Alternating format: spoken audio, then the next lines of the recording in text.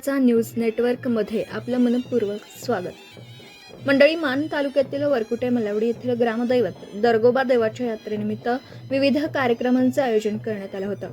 यात्रा कमिटीने यंदा सुनियोजितपणे यात्रा भरवल्यामुळे विविध मनोरंजनात्मक कार्यक्रमाचा आनंद ग्रामस्थांनी मनसोक्तपणे घेतला। याबाबत सविस्तर माहिती अशी आहे की प्रत्येक वर्षी फाल्गुन पौर्णिमेला येथील ग्रामस्थांचा आराध्य दैवत असणाऱ्या दरगोबा देवाची यात्रा मोठ्या आनंदात आणि उत्साहात साजरी केली जाते। प्रत्येक वर्षी लोकगीताचं वेगवेगळ्या मनोरंजनात्मक असं कार्यक्रमांचं आयोजन करण्यात येतं।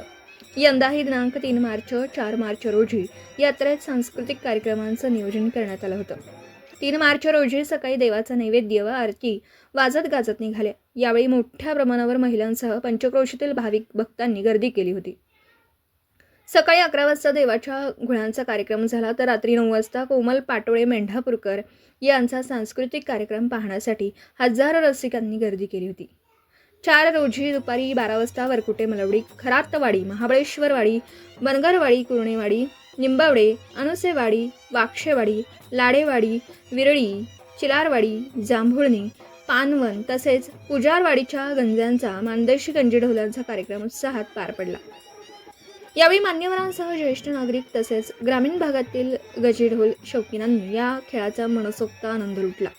या प्रसंगी वरकुटे मलवडीचे लोकनियुक्त सरपंच विलास खरात यांनी उत्तम निवेदक म्हणून नेहमीप्रमाणेच काम फत्ते केलं।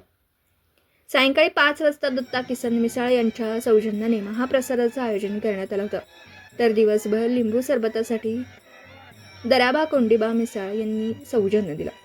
सायंकाळी 9 वाजता मिरवणुकीचा कार्यक्रम म्हणून कोल्हापूर येथील ऑर्केस्ट्रा हंगामा मोठ्या दिमाखात सादर करण्यात आला।